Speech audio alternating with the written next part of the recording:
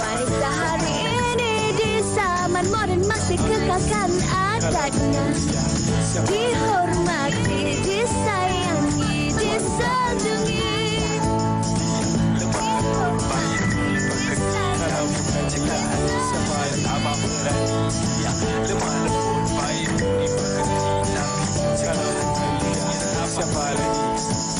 wanita hari ini. Assalamualaikum warahmatullahi wabarakatuh. Selamat tengah hari semua. Dan ini hari selamat. Ada macam-macam nak sebut. Kerana cukup ceria kembali bersama dengan wanita hari ini jam 12 tengah hari ini bersama saya Faharin dan juga Yana. Hari Khamis 21 Mac bersamaan dengan dah berapa lama dah kita berpuasa? 10 puasa dah kita pada hari ini. Bagaimana puasa anda selama 10 hari ini? Diharapkan baik-baik sahaja. Kepada ibu bapa yang mungkin baru mula nak train anak-anak mereka untuk berpuasa. Sabar. Tapi memerlukan kesabaran yang tinggi. Bercakap pasal puasa ni, saya nak tanya, yang macamnya berpuasa dalam keadaan puasa ke tak puasa ni sebenarnya? Saya berpuasa, alhamdulillah. Mencuba jugalah, mencuba untuk berpuasa. Tetapi saya kira ramai juga yang duk tanya saya di DM dan sebagainya. Yana macam mana berpuasa ketika mengandung? Yana boleh ke berpuasa semasa mengandung dan sebagainya? Bagi Yana, anda perlu tahu kemampuan diri anda bagaimana. Dan penting juga untuk anda konsult dengan doktor peribadi anda terlebih dahulu. Kalau anda rasa sekiranya dengan berpuasa akan membahayakan kesihatan diri dan juga kesihatan kandungan, seeloknya tidaklah berpuasa. Nanti di kemudian hari itu boleh je nak menggantikan puasa ataupun bayar fidyah dan sebagainya. Jangan terlalu push diri anda sehingga melepasi batas limit kemampuan diri sendiri. Betul. Antara tips yang orang cakap kat saya lah, kalau betul-betul yang boleh buka tu, bila baby dalam tu ketuk, buka je lah. Okey, dalam nada yang bergurau tadi, tapi dalam nada yang lebih serius kali ini ialah tentang apa yang berlaku sekarang di negara kita dan banyak tempat, iaitu keadaan cuaca panas. Jadi harus diambil peduli tentang perkara ini kerana pelbagai penyakit berkaitan cuaca panas. Antaranya yang boleh timbul ialah ruam panas, kekejangan haba ataupun heat cramp, keletihan haba, stroke haba seperti mana yang kita saksikan sekarang. Dan kalau anda lihat juga, kalau nak tahu stroke haba ni setahap mana apabila suhu badan telah melebihi 40 darjah Celsius. Dan ini seperti mana yang Yana katakan tadi, kalau katalah tak larat Yana, memudaratkan berbuka sahajalah. Betul. Kuncinya adalah sekiranya memudaratkan diri sendiri. Dan ini kami juga nak kongsikan bersama dengan anda tips kekal hidrasi semasa Ramadan. Okey, antaranya adalah selepas isyak minum 1 gelas air. Lepas tu selepas makanlah pula potongan buah tembikai, berbuka dengan semangkuk sup ataupun bubur. Selepas azan maghrib, segelas jus segar tanpa gula. Lepas tu selepas tarawih, minumlah yogurt rendah lemak. Sebelum tidur, minum lagi segelas air putih. Dan semasa bersahur, minum pula segelas susu. Dan dikabarkan juga seeloknya untuk kurangkan pengambilan garam dan elakkan minuman berkafein. Tetapi pastinya pengambilan jenis air dan buah bergantung kepada kesesuaian anda. Ini antara tips yang saya kira sangat-sangat bermanfaat dan berguna untuk kita aplikasi sepanjang bulan Ramadan. Kalau kita tengok tadi sebenarnya dia suruh minum dari semasa ke semasa. Bukannya ketika sahur tu minum banyak-banyak. Itu bukan caranya sebenarnya. Okey, dan kita juga dah 10 Ramadan ini, dan ramai dah mula juga membuat persiapan untuk berraya dan mungkin ramai juga nak meninjau mungkin fashion raya terkini. Betul. Dan wartawan kami sempat berkunjung ke Khalisha. Jom kita saksikan rekaan fashion terkini mereka. Bersempena Aidilfitri yang bakal menjelma, Senama Fashion Khalisha tampil dengan 15 rekaan eksklusif bagi mereka yang ingin cantik dan bergaya di pagi Lebaran. Mengetengahkan rekaan yang timeless, Khalisha Mamat Syamsiang memilih untuk menjadikan setiap rekaan busananya ringkas namun masih tetap menampakkan ciri elegan yang pastinya menjadi pilihan utama si pemakai.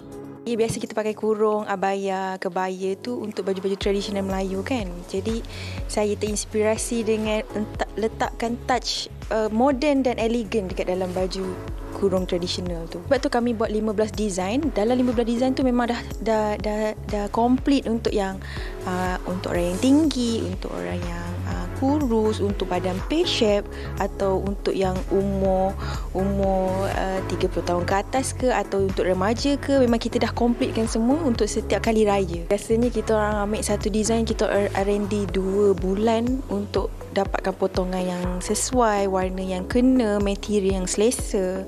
Jadi satu design tu dalam 1 ke 2 bulan macam tu. Pemilihan fabrik yang selesa juga menjadi keutamaan dalam setiap rekaannya. Untuk material, yelah tahu kita raya kan. Bila raya kan kita beraya seharian daripada pagi sampai malam. Jadi memang kita titik beratkan material yang kita orang guna supaya si pemakai tu rasa selesa, tak panas. Di potongan pula tak terlampau ketat. Jadi fabric tu memang keutamaan kita lah. Seperti sedia maklum, tahun ni dengar cerita warna yang viral warna brick orange tu. Jadi kami pun ada keluarkan lah untuk warna-warna tu. Selain daripada tu, kami biasanya kami akan make basic colour lah. Dark blue, maroon, hitam, emerald green, colour earth tone. Sebab itu antara colour yang memang favourite orang akan pilih lah untuk raya.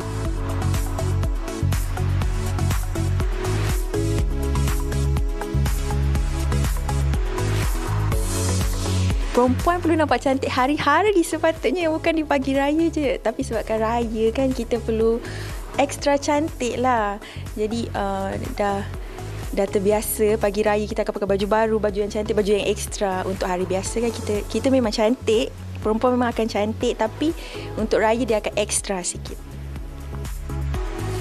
Semoga koleksi ini memberi inspirasi buat anda tampil bergaya di pagi Aidilfitri nanti.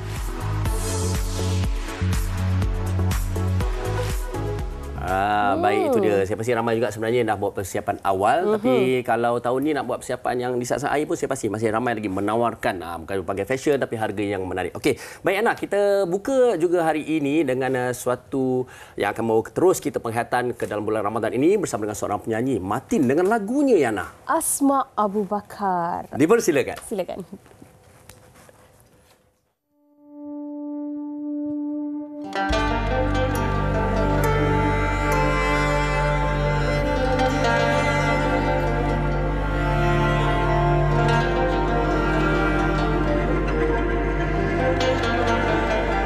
Keras dan pejam bebatuan di Jabal Sur, begitulah jua cekalnya hatimu.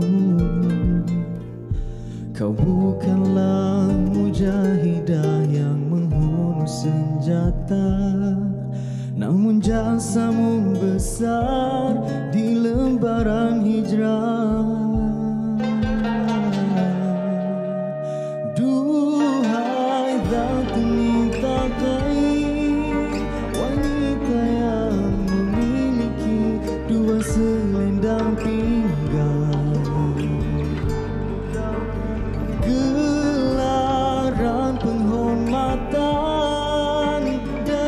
Rasulullah, kerana khidmatmu serendah itu dikoyak jadi dua demi mengikat bekalan minum baginda. Dan lagi satu kau ikat pada sufranya, walau bersyarat mengandung, kau korbankan jiwa raga.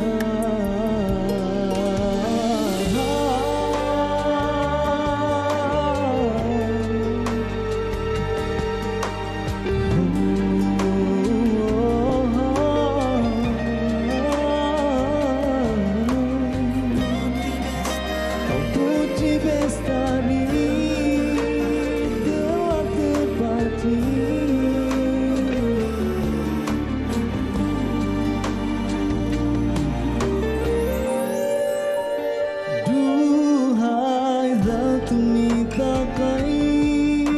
Wanita yang memiliki dua selendang pinggang, gelaran penghormatan dari Rasulullah, kerana khidmatmu selendang itu dikoyak jadi dua demi mengikat bekalan minuman baginda. Dan lagi satu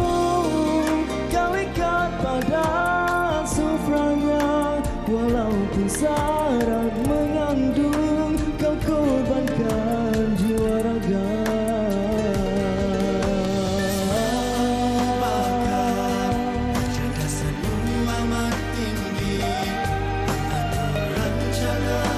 Penuh teliti menghantar bekalan, seraya mengkabarkan Nabi. Rencana musyrikin dipacu tirani.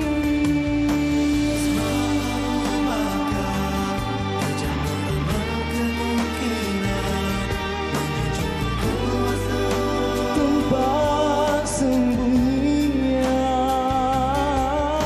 menyamar bagai gembala, agar jejakmu kan terhapus dari diekor musuh yang rakus. Dikaulah putri bestari, pengorbananmu telah tepat teri, jadi tamsilan buat diri ini.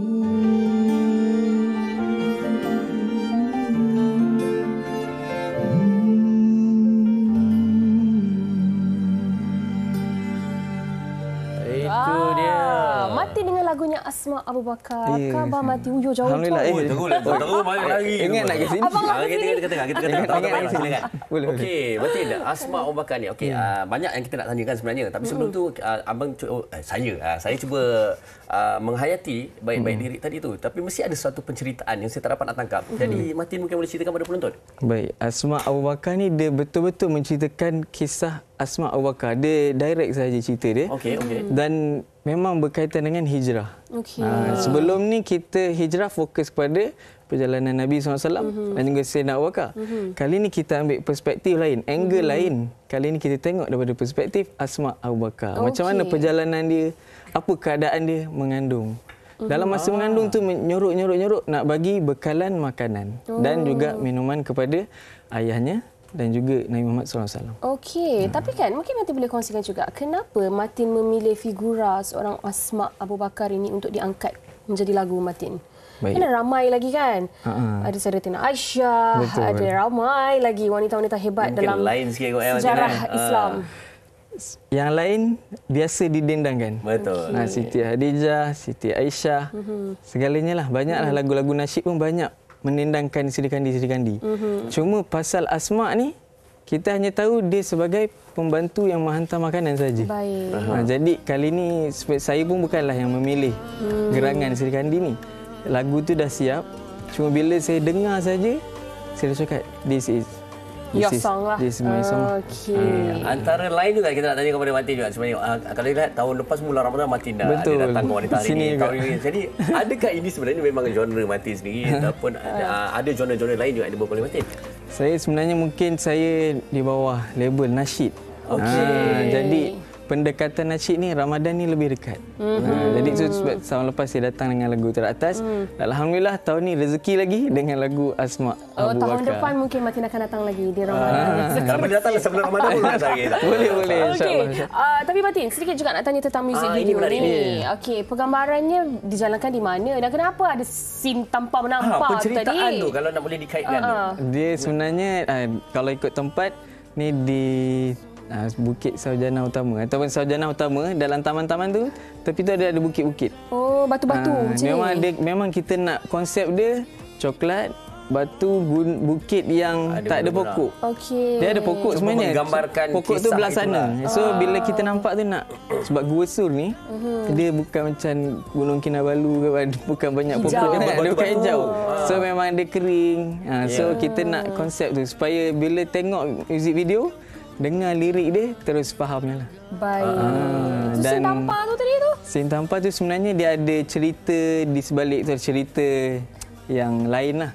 Maksudnya bila Asma ni balik Abu Jahal tu, kira Abu Jahal pakcik ni dalam cerita ni. patutlah jahat kot.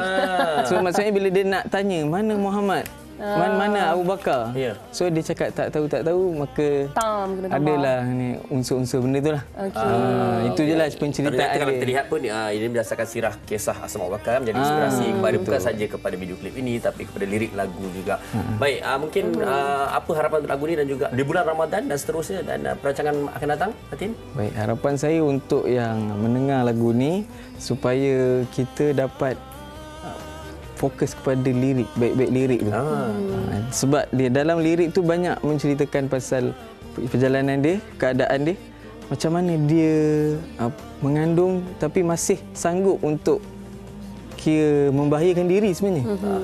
Kena kejar Abu Jahal dan ramai lagi yang upahan-upahan Abu Jahal untuk mencari Muhammad SAW dan juga Sayyidina Abu Bakar. Pengorbanan tu Betul. Dan juga bila yang paling menarik sebenarnya dalam lagu ni adalah nama Zatun Nitaqaini. Itu nama? Gelaran kepada Asma Abu Bakar. Bermaksud yang mempunyai 2 selendang pinggang. Sebab sebenarnya bila dia bawa makanan dan minuman tu tak ada nak ikat. Jadi ayah dia tanya, nak ikat pakai apa ni? Ya, tak ada tali pun. Ini je, tali ni je ada. Sayyidina Abu Bakar cakap, "Okey, putuskan tali ni, ikatlah benda ni." Jadi dia putuskan selendang ni diikat kat pinggang ni. Satu untuk kibrah, bekas minuman, satu lagi untuk sufrah, bekas makanan. Baik. Dan satu perkongsian kisah yang cukup menarik di bulan Ramadan ini bersama dengan wanita hari ini. Terima kasih sekali lagi Matin bersama kita pada hari ini. Dan kita akan bawakan kepada anda topik kita untuk hari ini. Topik ini mungkin ramai juga nak berdebat dan membincangannya ni. Topik ini suatu topik yang cukup panas, agak sensitif juga, iaitu apabila sesebuah hubungan diganggu ataupun dikacau oleh orang ataupun pihak ketiga. Dan pastikan anda bersama dengan kami, lontarkan komen anda, mungkin pendapat, mungkin luahan di Facebook kami Wanita Hari Ini, TV3 dan lupa Instagram dan juga TikTok kami, dan juga bila cakap orang ketiga ni, kita jangan lupa juga kita masih ada lagi Matin dekat sini sebagai orang ketiga di sini. Tapi Matin boleh kongsikan. Kita nak kongsikan sesuatu. Social media nak dengar lagu di mana, silakan. Boleh, bagi yang belum follow saya, boleh follow di Instagram Matin Yaakob, MATEENYAAQUB. Sama juga dengan Facebook, TikTok, Twitter dan YouTube. Okey, baik. Sama sahaja nama dia. Terima kasih sekali Terima kasih Matin. All the best. Semoga dapat menghasilkan lebih banyak lagi lagu-lagu yang memberikan inspirasi. InsyaAllah. Kami bersama kami untuk topik gangguan orang ketiga dalam rumah. Saya tak naklah jadi rumah tangga. Jangan ke mana-mana. Kita berehat seketika. Wanita Hari Ini. Wanita Hari Ini. Pandangan tu, I sebagai orang yang dah berkahwin, sebab kita dah ada suami kan, kita dah ada pasangan kita. So kalau boleh macam kita fokus dekat rumah tangga kita je. So kalau boleh jangan buka ruang pun dekat orang lain, orang yang ketiga, supaya kita dapat menjaga keharmonian rumah tangga tu. Kalau macam tu saya confirm saya akan tanya dulu pasangan saya betul ke apa cerita di sebaliknya. Sebab kita tak boleh nak salahkan satu pihak, kita kena ada information daripada dua-dua belah pihak. Dia kalau benda tak bertepuk sebelah tangan, tak berbunyi. Tu je saya mampu komen. Bagi saya tak eloklah kot sebenarnya. Benda tu dia memberikan satu persepsi yang lebih ke arah negatif berbanding yang positif. Kalau kita tengok orang tu dia sedang membina masjid atau dia telah membina masjid, lepas tu orang ketiga masuk sudah runtuh secara tak langsung, dia macam merosakkan hubungan rumah tangga seseorang lah. Sebab saya rasa ada habit kot. Ada perempuan yang habit dia memang suka tak boleh tengok orang tu dengan orang lain. Dia macam yang seorang dia tak nak, yang orang punya yang dia nak. Saya rasa habit lah, habit. Mungkin mula-mula boleh berbincang dulu. Kalau kata dah bagi second chance pun masih belum ni lagi, kita angkat kaki je. Sebab maksudnya kita deserve better. Orang tu tak deserve untuk kita. Tapi yang dia tanya semua orang perempuan Itu sebenarnya menghantar mesej kepada ramai tentang topik tadi. Ada lelaki lah tapi ramai dia tanya pada perempuan. Okey, tak apa. Ini satu perbincangan cukup menarik. Kami sebenarnya tadi suatu kita menyaksikan pendapat orang ramai tu, kami sebenarnya berdebat juga, berbincang. Sebenarnya ke mana hala tuju kita nak bawa topik kita ni dengan menarik. Kita ada ayat gangguan, kita ada orang ketiga yang nak. Dan dalam rumah tangga. Baik, hari ini konteks kita akan berbicara akan diserikan oleh dua orang tetamu yang cukup mahir dalam topik topik itu pada hari ini. Betul. Yang pertama sekali dengan seseorang yang dah lama saya tak bersua muka sebenarnya. Tuan Faisaluddin Muhammad Yusof, apa khabar Tuan? Alhamdulillah, sihat Uyaina? Ya, Alhamdulillah. Saya dah tak sudi ke nak datang set WHI? Tak ada sebab ada Fahrin. Okey, baik. Saya suka kombinasi dua tetamu kita pada hari ini yang pasti akan memberikan kita pelbagai jawapan, juga informasi yang cukup menarik untuk kita jadikan renungan dan juga penghayatan kita. Kita belum. Tetapi dua orang tadi kan nampak. Kita juga bersama dengan Dr. Azmawati Muhammad Noor, kaunselor pendaftar dan Ketua Jabatan Psikologi, Pendidikan dan Kaunseling, Fakulti Pendidikan UM. Apalah hari ini? Puasa. Dr. Aziz sihat? Sihat, Alhamdulillah. Okay. Puasa faham. Kawal tu Okey, baik. Jadi kita dah setuju nak bagi dua. Saya nak tanya pada Tuan Faisal dulu. Okey, Tuan Faisal, apa yang didefinisikan sebagai gangguan ini dalam topik kita pada hari ini? Okey, terima kasih Fahrin dan juga Uyaina. Bila saya dihubungi oleh staf wanita hari ini untuk berbicara berkenaan topik yang hangat ni, saya pun rasa bersalah di peringkat awal kan. Sebab biasanya macam yang Fahrin kongsikan tadi lah, kenapa yang ditemu-duga perempuan saja. Walhal yang biasa diganggu ni lelaki juga diganggu kan. Ya, betul. Jadi definisi gangguan ni kalau ikut perundangannya Fahrin dalam konteks tajuk yang kita bincangkan ini adalah seperti iaitu untuk meruntuhkan hubungan rumah tangga yang aman damai, menghasut, memujuk supaya tinggalkanlah suami kamu tu, ataupun I nak jadi girlfriend you lah, isteri you tu tak cantik dah, isteri you tu punya ada skandal lah, menceritakan perkara-perkara begitu dengan niat untuk meruntuhkan kebahagiaan rumah tangga yang telah dibina berpuluh tahun sebagai contoh. Jadi itulah definisi gangguan yang sangat luas sebenarnya Maknanya nak katakan dari segi undang-undang, kalaulah dalam sebuah hadis dalam sebuah hadis yang telah diriwayatkan oleh Imam Bukhari yang berbunyi man khabbaba zaujatum ri'in au mamlukahu laisa minna. Maksudnya sesiapa yang merosakkan isteri seseorang, iaitu maksud merosakkan tu untuk meruntuhkan rumah tangga seseorang tu ataupun hamba yang dimiliki oleh lelaki tersebut, maka dia bukan daripada kalangan kami, maknanya bukan di kalangan Rasulullah SAW, maknanya kita ni bukan umat dia. Betapa beratnya Apatah lagi kalau dalam konteks pertunangan, kita ni dilarang untuk mengganggu tunangan orang lain kan.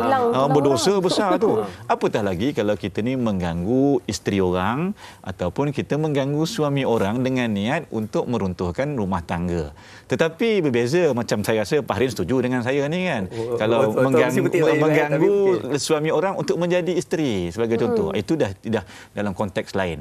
Tetapi kalau nak bermadu dan sebagainya, ada caranya dan kaedahnya, bukan dengan cara yang boleh orang kata kita nak berkahwin lagi tetapi kita runtuhkan hubungan kita dengan isteri sedia ada, ataupun dengan cara yang orang panggil tak gentleman. Kalau nak menambah maklum yang betul-betul kepada isteri kita yang sedia ada ataupun keluarga. Dan gangguan ini pula tak boleh kita lihat dalam konteks yang tak ada hubungan dengan kita saja. Maknanya mungkin perempuan lain, lelaki lain. Gangguan juga boleh berlaku di kalangan mungkin ahli keluarga sendiri. Ahli keluarga yang mungkinlah ada juga mak ayah mentua ataupun adik-beradik suami ataupun adik-beradik isteri yang tak berapa suka dengan contoh menantu ataupun abang ipar kita ataupun kakak ipar, adik ipar. Jadi mereka juga mulalah menanam pelbagai persepsi, membuat cerita, mereka cerita ataupun sampai ke peringkat membuat satu fitnah yang boleh mengeruhkan, bukan setakat mengeruhkan tapi boleh merosakkan hubungan keluarga tu sampailah berlakunya perceraian. Jadi ini perkara yang mungkin saya akan kongsikan nanti. Apa tindakan sepatutnya dilakukan? Ke mana kita nak pergi? Di mana kita nak beraduan? Apakah bentuk undang-undang yang boleh diambil terhadap mereka ini? Dan ini mukadimah daripada saya lah. Cantik mukadimah daripada Tuan tadi. Sebab tadi pun saya tertanya-tanya definisi pihak ketiga ataupun orang ketiga tu, adakah ianya hanya tertumpu kepada boyfriend ataupun girlfriend ataupun kekasih gelap dan sebagainya sahaja? Tetapi ternyata tidak. Ibu mertua, bapa mertua, ahli keluarga yang lain, ipar duai dan sebagainya juga boleh ditakrifkan sebagai pihak ketiga sekiranya ada niat untuk meruntuhkan rumah tangga sesebuah pasangan itu.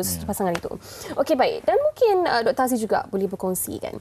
Dalam konteks yang kita bercakap hari ini, banyak sangat kes-kes yang berlaku yang mungkin kalau mereka itu adalah public figure, viral dan Ya. sebagainya. Hakikatnya, kalau bukan public figure sekalipun, masalah ini berlaku dalam masyarakat kita. Bagaimana sebenarnya pihak ketiga ini memberi kesan, mungkin kesan yang besar kepada sesebuah institusi kekeluargaan itu. Bukan saja suami dan isteri, tetapi kepada anak-anak juga. Okey, terima kasih Wiana. Saya rasa kalau ada gangguan orang ketiga ni, memang sesebuah institusi kekeluargaan itu mungkin akan bergolak dan sebenarnya dia akan mengganggu gugat.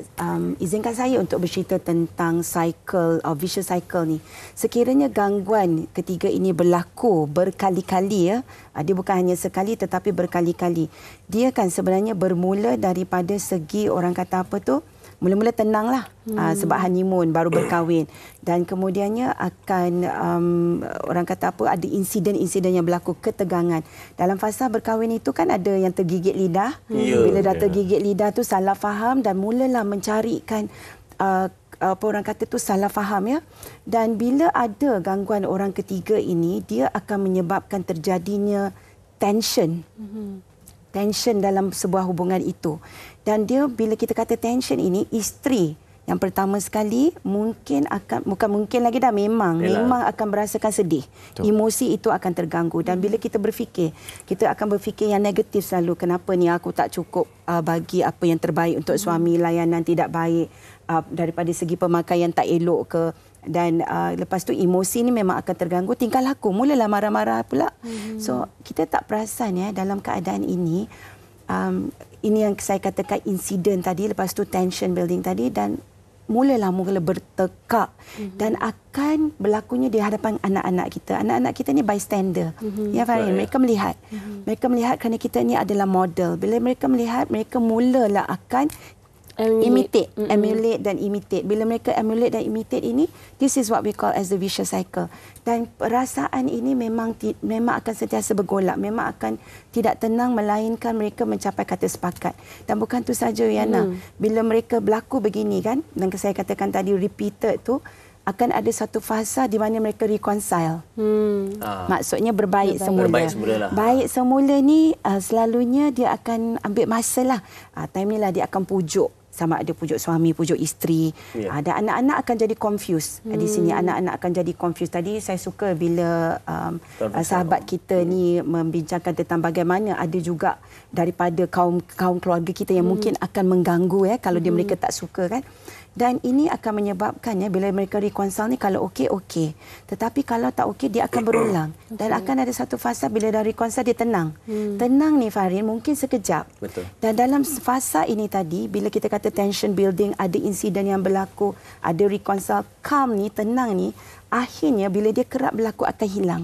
Dan bila dia hilang lah yang berlakunya, kita paling seram atau takut ialah perceraian. Dan tidak ada lagi reconciliation. Sebab dalam satu fasa, minta maaf, puasa-puasa ni kering tekak. Nak offer air tak boleh pula. Itulah kan. Tapi dalam fasa ini, ketenangan itu mungkin akan diambil orang kata secara kekal apabila tidak lagi ada persefahaman. Tapi mungkin kalau boleh saya menambah, di dalam keadaan yang turun naiknya tadi itulah ada pengaruh-pengaruh pihak ketiga tu yang juga memainkan peranan sebenarnya. Betul tu. Okey, banyak lagi kita nak tanya kepada Tuan Faisal dan juga Dr. Aziz, tapi kita nak dengarkan juga perkongsian seseorang ataupun satu individu ini, pengakuan yang pernah diganggu oleh orang ketiga dalam perhubungan rumah tangganya. Kita dengarkan.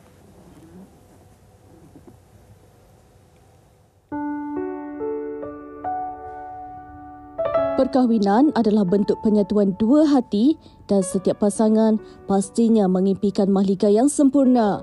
Namun, tiada perkahwinan yang tidak diuji. Bahagian saya hari ini musnah sebab saya terlampau percaya ke orang yang saya sangat rapat dan anggap dia macam family. So saya dengan dia ni dah berkawan lama. Dia pun kenal saya dengan suami dari sebelum kami berkahwin lagi. Saya memang layan dia dengan baik, memandangkan memang dia seorang je yang tinggal dekat sini dan family dia pun dekat kampung. So saya memang selalulah ajak dia datang makan dekat rumah. Kalau ada family gathering ke, memang saya akan pastikan dia ikut sekali. Jadi bila dia borak dengan suami pun memang macam biasa je. Tak ada nampak apa yang lain pun lah. So bayangkanlah saya ni sebagai seorang isteri tak pernah langsung ada rasa syak wasangka dekat husband dan saya tak pernah terlintas lah. yang mereka ni akan jalinkan hubungan cinta dan diam dekat belakang saya. Tapi tidak cakap Allah tu mahal adil kan, dia tunjuk siapa suami saya, siapa kawan baik saya. 2 kalilah saya terserempak dengan orang ni tengah makan berdua. Tapi bila saya tanya suami, dia cakap terserempak. Dan saya pun memang percaya sebab suami saya ni jenis introvert. So memang dia susah langsung nak selesa dengan orang. So memang saya tak syak apa-apa lah. Tapi apa yang saya tak boleh nak maafkan bila saya terbaca chat suami dan kawan baik saya. Masa tu, sumpah saya cakap dada saya rasa sesak sangat. Saya panggil suami saya dan kawan baik saya untuk tanya apa status sebenarnya hubungan mereka berdua ni. So last kali memang diorang mengaku yang mereka dah 7 bulan menjalinkan hubungan dekat belakang saya. Dekat sini saya tak salahkan kawan saya je, tapi suami saya pun salah juga sebab dia yang buka ruang tu untuk orang lain masuk dalam kehidupan kami ni. Saya sekarang ni memang dalam dilema sangat sama ada saya nak teruskan ke ataupun tak dalam perkahwinan ni. Baik, sebenarnya bila ada pihak ketiga ni sememangnya akan memberi kesan kepada sesebuah hubungan suami isteri itu. Dan balik kepada Tuan Faisal kan. Tadi Tuan dah bercerita tentang bagaimana sebenarnya definisi gangguan dan juga definisi pihak ketiga itu tadi yang merangkumi banyak sebenarnya individu-individu. Tetapi kan Tuan, soalan saya, sekiranya saya berada dalam sebuah rumah tangga yang saya merasakan bahawa adanya kehadiran pihak ketiga. Tak kisahlah suami mungkin saya syak ada skandal lain ataupun keluarga mertua, ipar duai dan sebagainya. Yang pentingnya ada orang ketiga. Apa yang saya boleh lakukan dan apa pula tindakan yang akan dikenakan terhadap orang ketiga? Okey, baik. Bagus sangat soalan tu dan saya rasa pasti ramai penonton yang tertunggu-tunggu juga. Dia sebenarnya ni, pertama dia ada beza. Kita betul-betul yakin bahawa pasangan kita itu melakukan sesuatu yang maknanya macam you maklumkan tadi, skandal ataupun ada terlibat dengan pihak luar yang nak mengganggu kita punya perkahwinan. Satu lagi kita macam syak sangka saja. Dalam hal begini kita kena bersifat kata prudent. Maksud prudent ni kita kena berhati-hati. Jangan terus melatah ataupun meloncat yang mana mungkin kita membuat tuduhan yang tak betul kepada pasangan kita. Berdosa pula tu. Ataupun dia panggil nanti kita bergaduh pula dengan unnecessary dengan suami ataupun isteri kita. Jadi seeloknya pada pandangan saya kita tengok ya, banyak kes-kes macam yang telah dinyatakan tadi ya dalam keratan akhbar ya. Banyak kes-kes yang melibatkan pihak ketiga ni yang dibawa ke mahkamah sebagai contoh kurang bukti. Kurang bukti ya. Maknanya nak mensabitkan itu biasanya bila kurang bukti tak cukup strong, susahlah kita nak mensabitkan seorang. Jadi kita sebagai orang awam ni macam kes Uyaina tadi, wa na'uzubillah ya, mana-mana sesiapa kes ni. Kes yang saya reka. Maka elok kita buat siasatan dulu. Buat siasatan, maknanya siasatan tu tak payahlah nak report ke polis dulu ke dan sebagainya. Kita sendiri buat siasatan. Nak buat siasatan sekarang ni mudah. Isteri ni ya, dia Fahrin ya, kita kena ingat je isteri kita ni ya. Kalau kita buat betul, dia tahu. Kalau kita buat sesuatu tak betul, dia pun boleh tahu tu. Oh, itu dia ada indera. Dia ada perempuan dia. Itu dia boleh baca. Dia boleh baca. Isteri/FBI. Jadi isteri-isteri kita ni sebenarnya dah cekap. Dia boleh tengok kalau telefon tu kita letak kita punya password dan sebagainya. Itu meletakkan password itu sendiri pun dah menimbulkan syak sangka kepada pasangan kita. Kenapa pula kan? Betul tak Yana? Betul. Kenapa sebagai kita pasangan nak letak password pula? Itu satu. Keduanya isteri-isteri kita ni saya nak cerita macam mana nak gather the evidence. Macam mana nak kumpul bukti. Jadi dengan media sosial sekarang ni mudah ya. Keduanya dengan rakan-rakan sepejabat. Ketiganya di kalangan ahli keluarga. Yang keempatnya tuan punya badan sendiri. Kita tahu isteri kita ni atau suami ni dia berubah sikap. Kita tahu. Dia berbeza kalau kita baru kahwin sehari. Tapi ni cerita ni kalau kita dah kahwin lama. Betul doktor ya, kita boleh jangka dah. Kenapa ni? Kenapa balik dia terus tidur letih sebagai contoh. Kenapa dah kurang layanan? Kenapa isteri ni biasa membebel, kali ni diam aja. Dia ada tanda-tanda. Simptom-simptom tu kita panggil. Jadi ini semua ni adalah bukti pembuktian dan bila kita dah sampai peringkat memang betul-betul yakin ada benda tu, barulah kita bawakan perkara ni kepada pihak berkuasa. Pihak berkuasa sebab di dalam mana-mana negeri dalam negara kita ni, terutama untuk yang beragama Islam, kita memang ada peruntukan undang-undang. Kalau ada seseorang yang membawa isteri, seseorang lari, itu pun satu kesalahan. Itu masalah, betul. Kalau mana-mana ada orang yang cuba nak meruntuhkan rumah tangga suami ataupun isteri itu ya untuk mereka berpisah, itu juga merupakan satu kesalahan. Dan mana-mana orang yang cuba menghasut suami atau isteri untuk bercerai sekalipun, itu juga merupakan satu kesalahan yang mana boleh dikenakan hukuman denda semaksimum RM5,000 ataupun penjara semaksimum 3 tahun ataupun kedua-duanya sekali. Tak berbaloi kita nak tackle, nak kacau orang tu, akhirnya kita ke penjara. Cuma dalam konteks ini menjawab soalan awal Puyaina tadi, gather ataupun kumpul dulu bukti sampai kita betul-betul yakin. Jangan cepat melatah. Baru sehari suami balik tak menghadap kita, tu ni abang ada perempuan lain ni, jangan begitu. Kita tengok mungkin waktu tu dia letih balik kerja kan, kusut masai, mungkin dia ada urusan banyak kan. Tapi kalau dah kerap sangat lain macam ni, sebelum tidur tengok telefon, bawa bilik air pun bawa telefon, pergi bilik air pun bawa telefon sebagai contoh.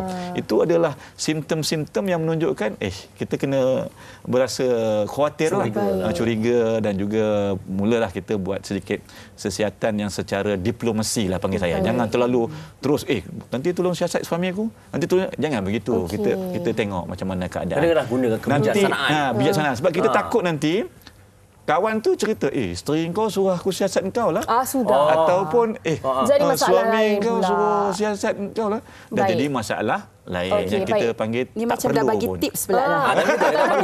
Maknanya pertama sekali jangan sempat melatah. Lepas tu lakukan kegiatan FBI itu terlebih dahulu. Kemudian barulah bawa ke mahkamah dengan bukti-bukti yang ada. Baik, Dr. Z, saya nak tanya kau.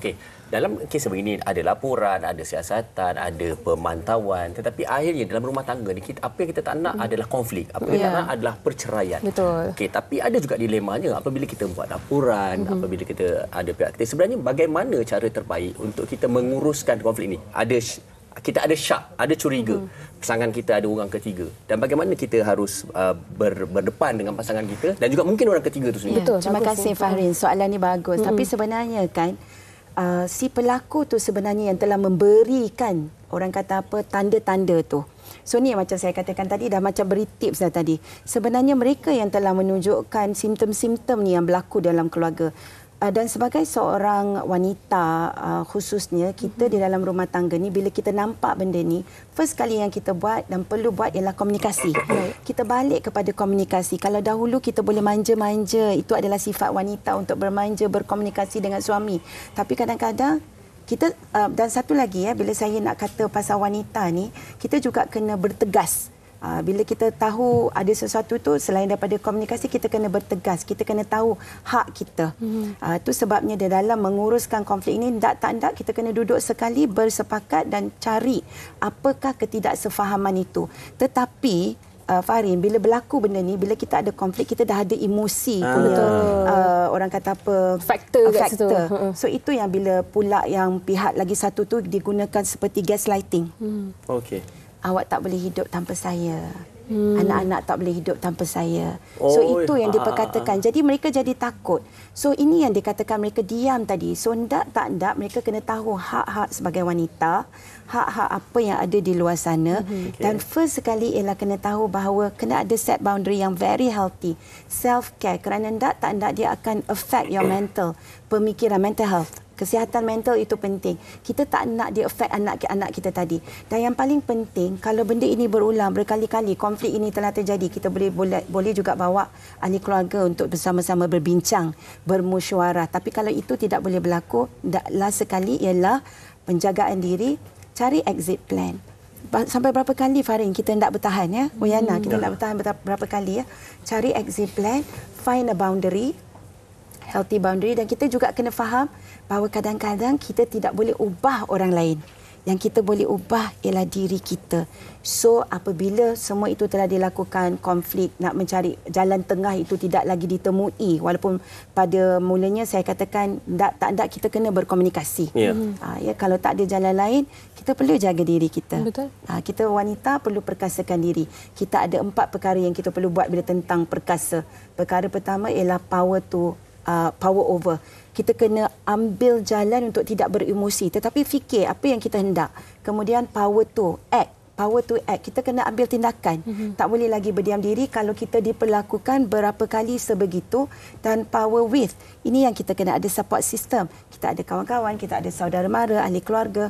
Dan last sekali ialah knowledge. Macam mana yang sahabat saya terangkan di sebelah, knowledge is power. perlu ada jalan keluar di mana kita hendak mengadu. Baik. Ya. Dan juga sebenarnya satu lagi sama self esteem lah. Jangan rasa kita rendah sebenarnya confident dan jangan rasa kita rendah diri tapi kita tahulah untuk bertindak tu. Betul.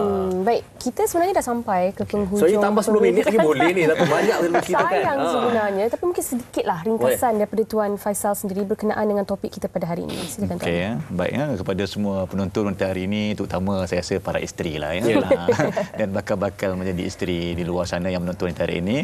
Bila dalam situasi begini kena tenang kena tenang. Yang kedua, jika benarlah ada elemen-elemen ataupun simptom-simptom seperti mana yang saya kongsikan tadi berlaku kepada pasangan perempuan, maka kaedah yang terbaik adalah kita cuba untuk memastikan suami kita tu suka kat kita balik. Cara kaedahnya adalah mungkin kalau kita tak mampu secara peribadi, maka kita kenalah berhubung dengan kita ada di contoh di Jabatan Agama, di ada unit kaunseling. Contoh juga di bawah jabatan kerajaan sendiri pun ada unit kaunseling. Kaunseling tu tak semestinya pergi ke jumpa kaunselor yang bertauliah. Kadang-kadang mungkin ada di kalangan ahli keluarga kita ni yang dihormati oleh pasangan kita. Dapatkan nasihat mereka. Kerana untuk mereka ni cuba menasihati. Kalau nak buat betul-betul, buatlah secara betul. Maknanya kalau kamu nak menambahkan isteri saya tu lagi, tengok dulu ukur baju diri sendiri dulu, mampu ke tidak mampu. Manakala kamu ni isteri, macam mana? Kenapa pula ada hubungan dengan pihak lain? Hubungan kalau setakat bekerja tak apa. Kenapa perlu lebih keluar makan bersama dalam keadaan yang mencurigakan, pergi program bersama-sama, duduk berdua dalam ramai-ramai staff ni duduk berdua je pula. Dah jadi bualan mulut pula kan. Jadi perkara-perkara begini perlu dielakkan. Jadi itulah sebagai nasihat saya. Dan perempuan kalau betul dah sampai peringkat kritikal dan memang betul yakin, saya setuju dengan apa yang Dr. Azri katakan tadi, kita kena fikir tentang kebajikan diri kita dahulu. What will happen to us in the future? Takkan kita nak merana selama-lamanya. Tetapi sebelum sampai ke peringkat tu, usahakanlah untuk selamatkan dulu perkahwinan tu. Kalau dulu puan mungkin tak berapa, asal-asal kahwin tu cantik.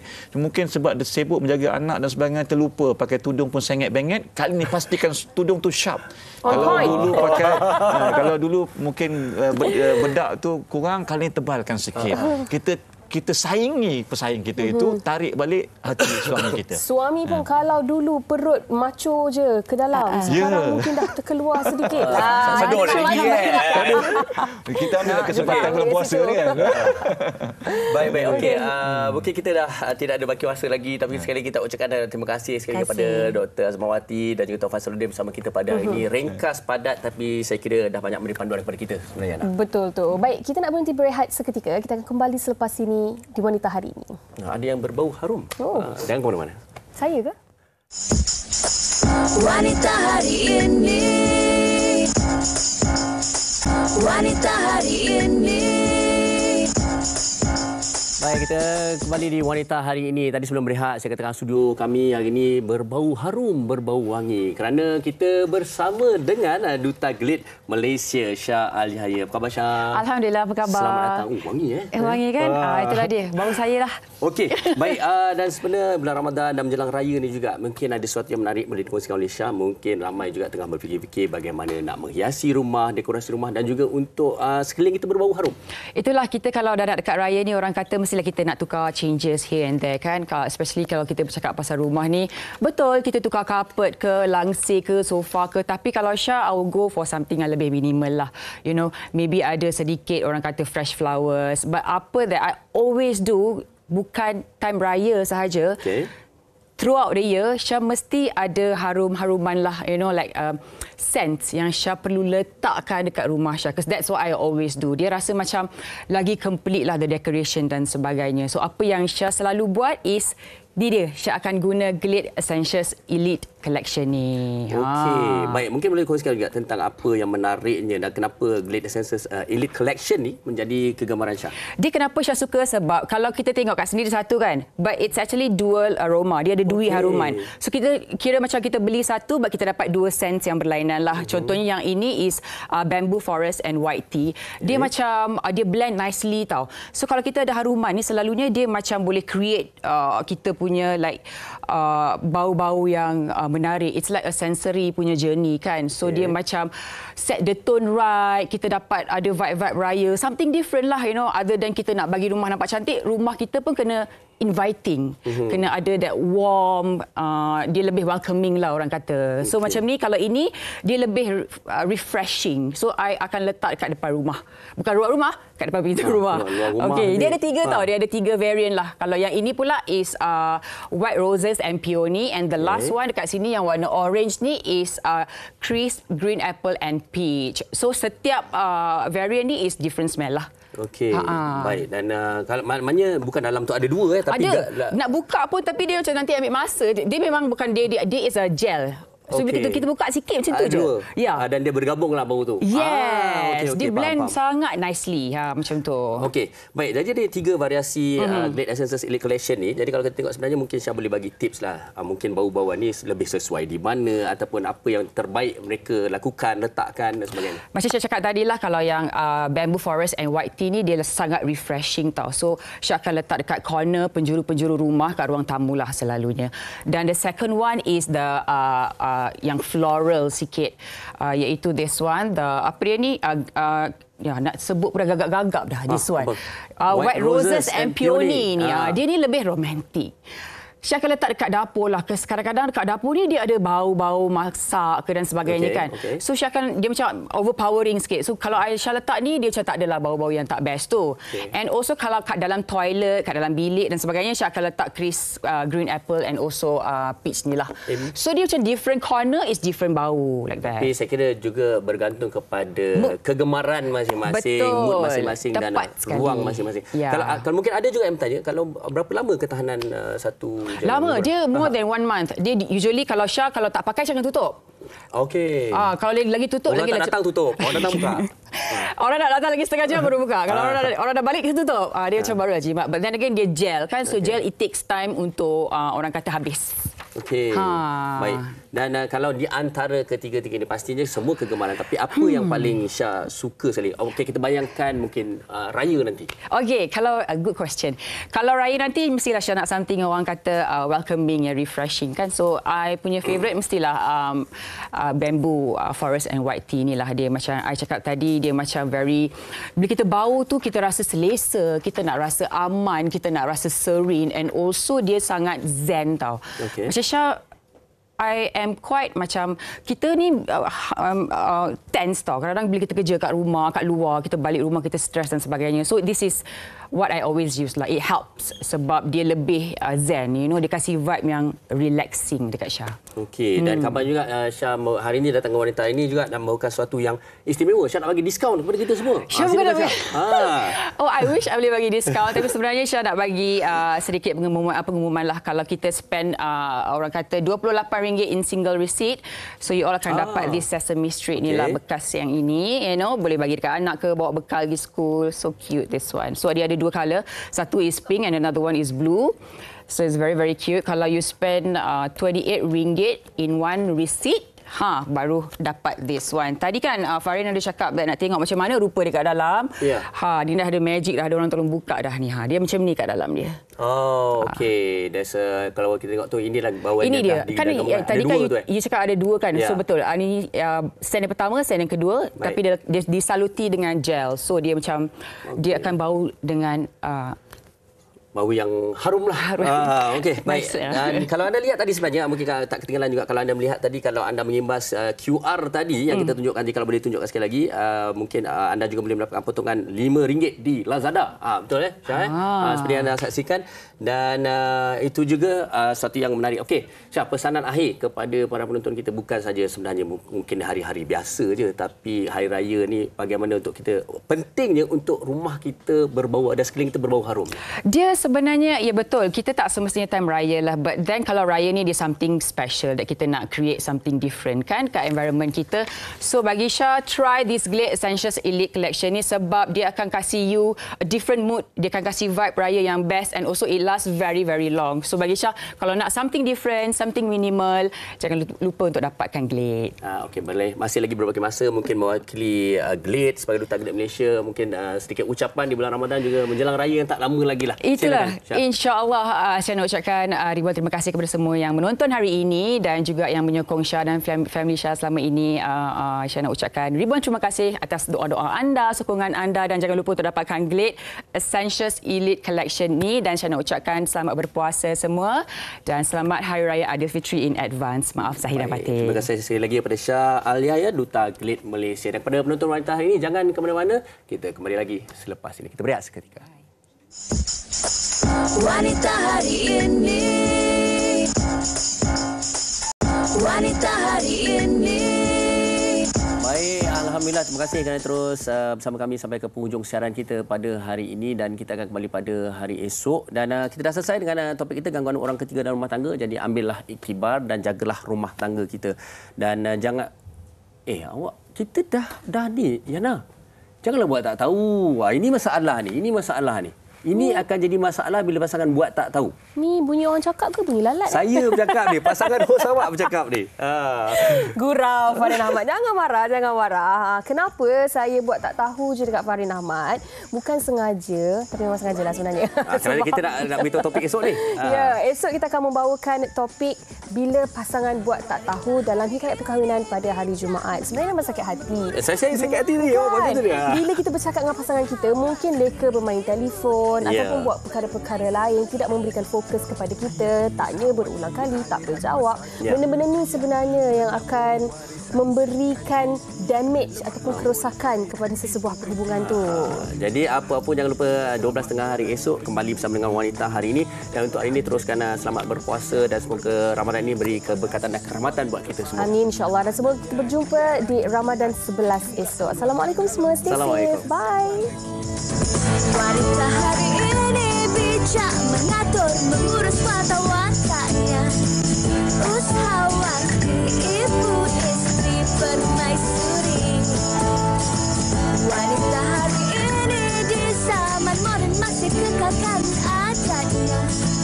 Dihormati, disayangi, disanjungi.